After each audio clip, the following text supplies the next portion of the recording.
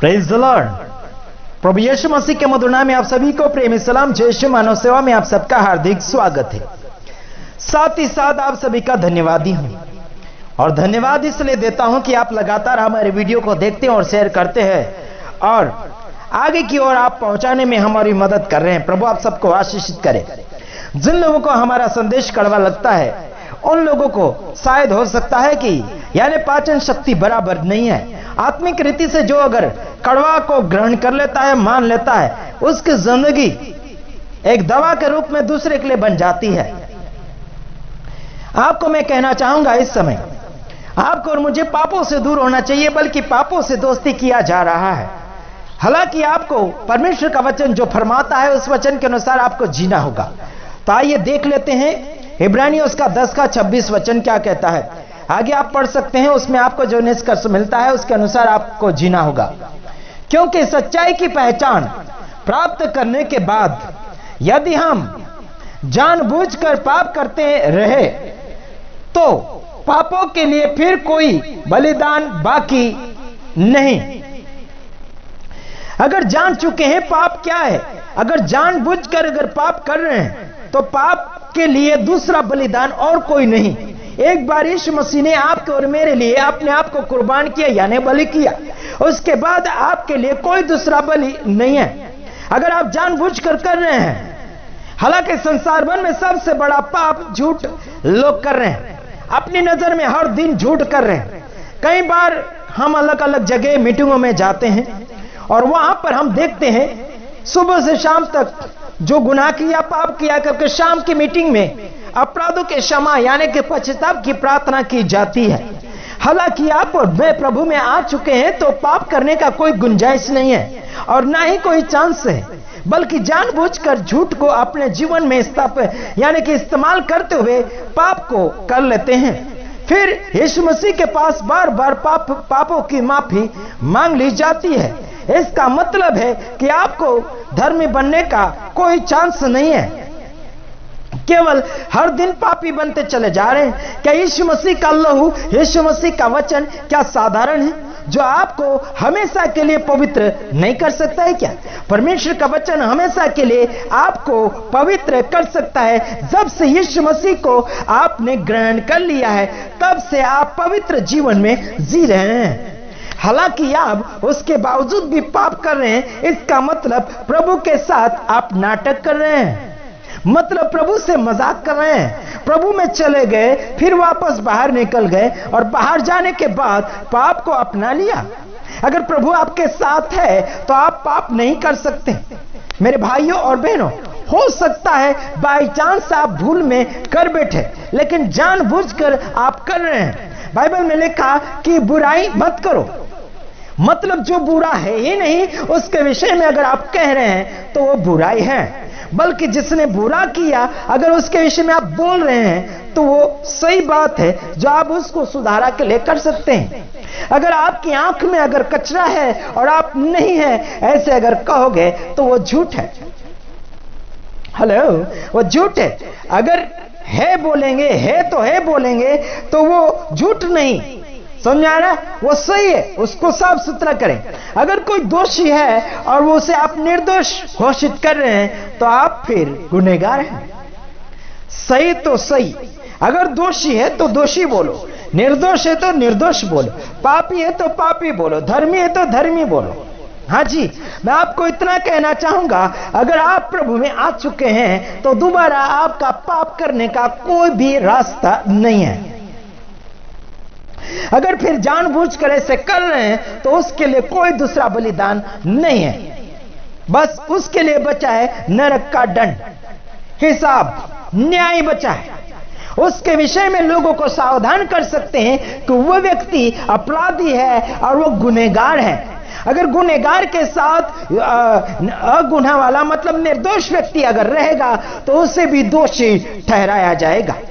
जैसे कि हमारा एक विश्वासी है, जैसे महाराष्ट्र सिरपुर के अंदर वो लड़का जवान है और वो शादीशुदा है, किसी एक जवान लड़के के साथ गया और वो किसी जगह गए और उनके ऊपर बलात्कार का केस लगा दिया गया। हाँ जी, वो कुंवारे लड़के के ऊपर भी लगाया, और जो शादीशुदा किसी और के साथ संगति में गया था उसके ऊपर भी लगाया। और मैंने कुछ वकील से बातचीत किया, केस अभी थोड़ा हल्का हो चुका है, बल्कि आपको कहना चाहूंगा जैसी आप संगति पकड़ेंगे वैसी आपकी जिंदगी बन जाएगी। आप अगर निर्दोष रहेंगे फिर भी आप दोषी के साथ अगर घूम रहे हैं तो आप भी दोषी ठहराए जाओगे। ध्यान रखना मेरे भाइयों बहनों, क्योंकि झूठ ज्यादा संसार में फैल रहा है, सच्चाई का कोई साथ नहीं दे रहा है। आज मैं संसार भर में सच्चाई फैलाने के लिए कोशिश कर रहा हूं। कुछ हमारे भाई बहन हैं जो खरी शिक्षाओं को फैला रहे हैं, उनके विरोध में भी बहुत सारा ऑब्जेक्शन उठाया जा रहा है और उनके ऊपर आरोप के ऊपर आरोप लगाया जा रहा है, बल्कि हम उन्हें सपोर्ट देते चले जा रहे हैं। जो सच्ची और खरी शिक्षा दे रहे हैं हम उनके सपोर्टर हैं और उनको हम सैल्यूट करते हैं। और सही शिक्षा के साथ अगर चलोगे प्रभु आपके साथ है और फिर हम भी आपके साथ हैं। डरने की क्या बात है, प्रभु आपके साथ है। यहां पर लिखा है क्योंकि सच्चाई की पहचान प्राप्त करने के बाद यदि हम जानबूझकर पाप करते रहे तो पापों के लिए फिर कोई बलिदान बाकी नहीं, बस दंड मिलेगा। बलिदान ही नहीं तो उसके बदले में क्या होगा? दंड। कौन सा दंड? नरक का दंड मिलेगा। इसलिए जो दंडित व्यक्ति है, जो दोषी व्यक्ति है, जो दंड भोगने के योग्य व्यक्ति है, उसके साथ हम किसी और को कैसे रहने देंगे? मुजरिम के साथ निर्दोष को कैसे रहने देंगे? मैं आपको कहना चाहूंगा जो संसार भर में गलत वाफाए और गलत समाचार फैलाया जा रहा है, ऐसों के साथ हम लोगों को कैसे रहने देंगे? लोगों को सावधान करेंगे कि व्यक्ति कौन है और क्या है। परमेश्वर की महिमा होना चाहिए, ऐसे संदेश दीजिएगा। हाँ, दूसरा तीमुथियुस उसका 2:22 वचन जवानी के बारे में बातचीत किया गया है। शरीर की अभिलाषाओं से भागो, पाप से भागो। हाँ 27 वाली अगर बात आई, इब्रानियों 10:27 अगर देखें तो दंड का एक भयानक बाढ़ जोना और आग का ज्वलन बाकी है जो विरोधियों को भस्म कर देगा। मेरे भाइयों और बहनों, पाप अगर कर रहे हैं तो दंड मिलेगा, नरक आग का दंड, और पापियों को, विरोधियों को भस्म करके रख देगा वो आग, वो नरक। बचना चाहते हो तो आपका मर्जी है। किसी और के जलन के कारण, किसी और के बोलने के कारण अपने आप को नरक की ओर मत धकेलो। मेरे भाइयों बहनों, हम आपको स्वर्ग नहीं ले जा सकते हैं, हम आपको नर्क नहीं भेज सकते हैं। मेरे भाइयों बहनों, किसी का अधिकार नहीं है कि स्वर्ग और नरक ले जाने का, केवल यीशु मसीह का है। अपने कामों के अनुसार आपका न्याय किया जाएगा, आपके कर्म आपको विजेता दिलाएंगे। जिस कर्म करोगे वैसा आपको भरना पड़ेगा। जवानों भाइयों बहनों, शरीर की अभिलाषा से भागो, व्यभिचार से भागो, शरीर की लालसा से भागो। जी, आजकल शरीर की लालसा ज्यादा है, शरीर पर मन लगा रहे हैं, शरीर पर अभिलाषा कर रहे हैं, शरीर से आकर्षित होते चले जा रहे हैं। ध्यान रखना आपको होगा, जिंदगी बननी आपकी होगी, काम और खुलासा आपका होना चाहिए। नाचना कूदना स्वर्ग नहीं मिलेगा। जी, किसी के नफरत में या फिर गुस्से में या फिर अकड़ कर वीडियो बनाना बिल्कुल आपको फायदेमंद नहीं होगा।